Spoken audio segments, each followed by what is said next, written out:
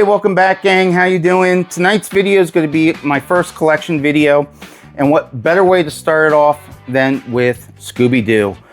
Hello, everybody. This is Scooby Prime. Welcome to the Scooby Prime Files. We are going to go through the fact that my family absolutely loves Scooby-Doo. From when I was a little kid, the Scooby-Doo Where Are You were my favorites. There's only 2 seasons of it. And it absolutely started this ball rolling that to this day, my son is even a bigger Scooby-Doo collector than I am. And I would like to say that when I was growing up, they always came out with a Scooby-Doo show every couple of years or whatever. And they always changed the format, sometimes for the better, sometimes for the worse. We all remember when they'd get rid of Fred and Velma, and sometimes they get rid of Fred, Velma, and Daphne. And sometimes they bring Scrappy in. And I'm sorry if there's Scrappy fans out there. He stinks. My opinion, I just don't like him. You like him, that's great. You love him, fantastic. When in the mid-'80s, they came out with the 13 Ghosts of Scooby-Doo. Flim Flam, another terrible character. But what can you do? Because then eventually they came out with a show that was, to this day, one of my favorites. And that theme song is just burned into my head. And it was great rewatching these all with my son, and that's a pup named Scooby-Doo. And one of the greatest Scooby-Doo TV shows that came out. You know, we got a disc when he was about 5 years old of all the Scooby-Doo theme songs, and we played the heck out of it. And when he went off to school, I think he took it with him because I don't have it anymore.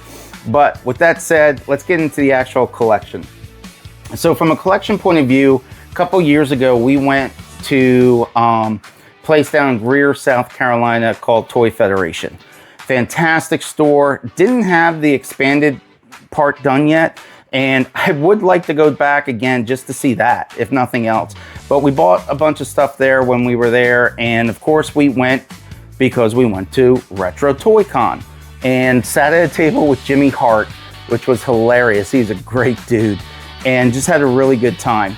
Ryan and his buddies and the other guys from the shop, all phenomenal people, all really good people.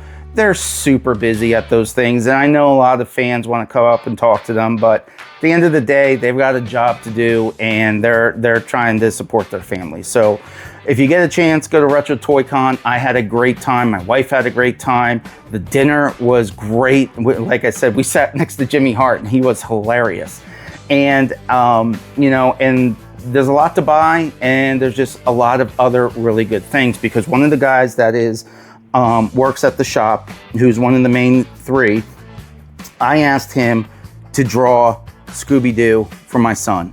And he says, I don't do cartoons, I only do lifelikes. And I said, okay, what can you do? And he's like, well, let me give you my interpretation of Scooby-Doo. And so he went ahead and drew Scooby and Shaggy with a couple of the monsters. You can see Captain Cutler and Space Kook in there. And this just floored my son. He couldn't believe it. It looks fantastic. That's how I would see Shaggy too, if he was a real life person. So this is just great. I just love this. We're gonna lay that down. Normally it stands up right back there. The next thing we got for him was very first TF Con we went to, which was you know, TFCon Baltimore. It was supposed to be Frank and Peter there. We were going to do the Megatron and Optimus Prime thing. And unfortunately, that was the first one that Peter had to back out because he wasn't feeling well. Well, Frank's doing one Megatron thing after another, autograph after autograph after autograph. And here comes my wife in line with this notebook because we switched gears from the Optimus Prime and Megatron to do Scooby-Doo. And for those who don't know, Frank Welker is the voice of Fred since 1969. He's been the only one who's been Fred in any of the animation. And unfortunately, when Don Messick passed away, they needed another voice for Scooby-Doo, and he's been the voice of Scooby-Doo ever since as well. So he plays 2 characters in the franchise. So the assistant there was like, okay, what would you like Frank to sign? My wife pulls out this notebook of the Scooby-Doo gang with the mystery machine, and the assistant's like, oh my God, Frank's gonna love you. So she's the first one to walk up there with the Scooby-Doo thing. Frank literally stood up and couldn't believe it. He was floored. He loved it. He went ahead and signed it. Ruby Roo, Frank Welker, and it is just something my son just has as a prized possession. Then we come over here, we have the rare Hex Girls Pops that are hard to find. We have a license plate if he ever wants to put it on the car. A couple of fig pins. He has most of them down at school, different variations of them. And then we have the 3 new Jada toy figures of Wave 1 out of box. But because he is such a big Scooby-Doo fan, and we are too, we have the Wave also in box. And we just ordered Wave 2, 2 of each of the new figures coming in Wave 2, and of course Scooby is the main one coming in that wave. Other stuff we have when he was a kid. Some of the stuff you can only get in the UK because Scooby-Doo, believe it or not, in the early 2000s to 2010 wasn't popular in toy stores or anything anymore. Toys R Us had nothing. And, you know, I had to order a lot of stuff overseas. But ever since, I don't know what kicked it off, but all of a sudden everybody started coming out with Scooby-Doo stuff after the fact. He no longer was a little kid. But we have some more stuff here. This is a 3D print that I did of Scooby-Doo for him.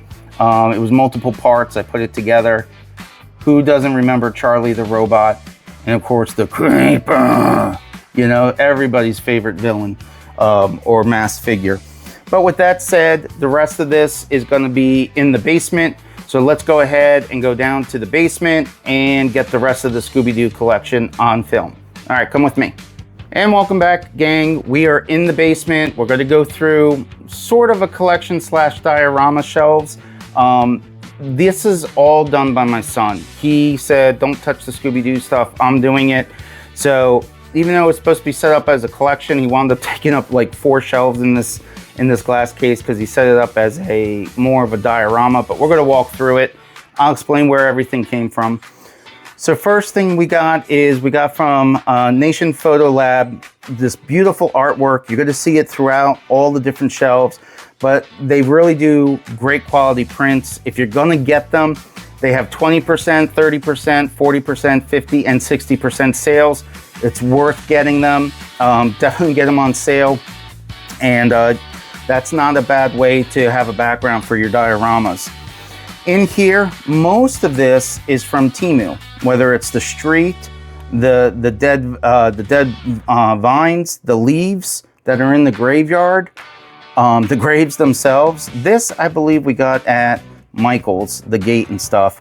The rest of the stuff we got at Temu. And who doesn't forget the famous episode where the creeper gets caught at the end in the hay bale and then they unmask him. So we have Fred with his lantern and Daphne, Mystery Machine on the street, some other villains, you know, the Black Knight, the Werewolf, the Phantoms, and this is the first level of going into the creepy castle. Coming down here to the next shelf, we have the creepy castle. Now this is probably the most expensive thing because we had to do for 2 shelves and we got it off Amazon. And when I say expensive, it's all relative, but it costs the most for doing these displays. Again, we have pictures from Nation Photo Lab on both sides. And these torches, my son designed in CAD. He used something called Onshape. He made the holders, the torch, and the magnet light torches. So they all light up. If we turn the light down a little bit, you can see that they shine a little bit more. So let me get that for you. Hold on. Get this a little lower. There you go. Now you can see them shine a little bit better. With that said, you got Velma and Scooby Dum on this shelf. You've got, you know, Charlie the Robot. And if we come down the stairs into the dungeon, again, more photos on the side, more of the castle, more of the 3D printed torches. You got Frankenstein in the coffin. You got Mono Tiki Tia. You got, of course, Shaggy and Scooby. And who can't forget Space Ghost and the headless ghost from that one episode. This is supposed to be the dungeon scene. Again, if we go down to the very last shelf, Again, more photos all the way around. You can see Frankenstein is in that photo from he got out of the coffin and he's now down here. We got Scooby, and we got Captain Cutler and Redbeard on a dock. And this dock, again, was something from Temu for, you know, pretty reasonable price. These water things may look familiar to a lot of folks in the Transformers world because Toy Hacks used to make these, and I think they're making them again. They're like $3 a sheet, or at least they were at the time. And, you know, 4 sheets, so $12 to do the floor here. But the water looks amazing. So with that said, everybody, I'm gonna slide back in here. I'm just gonna be your normal YouTuber and say, that's it for our video tonight. I hope you like the way we displayed this. If not, just remember, you display things the way you want them, that makes you and your family happy, and you're not doing it for others, you're doing it for yourself. You're doing it for that little bit of escapism that you want, that bit of nostalgia. I hope this, for all you Scooby-Doo fans out there, this brings back some nostalgia to you.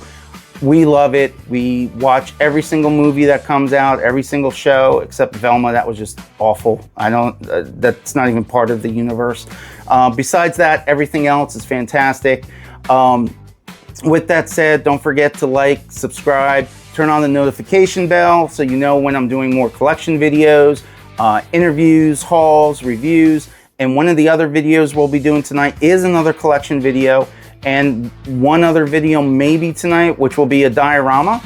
And we'll go through that diorama as well and explain everything and how that was done. With that said, have a great evening. Everybody take care. Scooby Prime, out of here.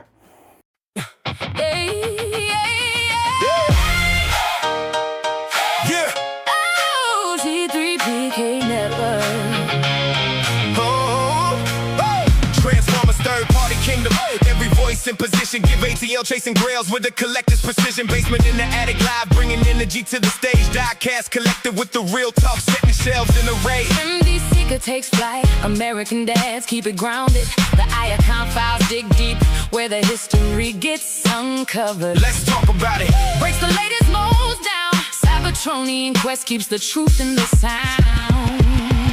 Scooby Prime File got the deals with the chase. Bear 2727 brings the fire to the place. Joe Prime in the mix, bringing power every time. Diz and Designs makes the visions come alive. TNT, Neon Prime hits the room.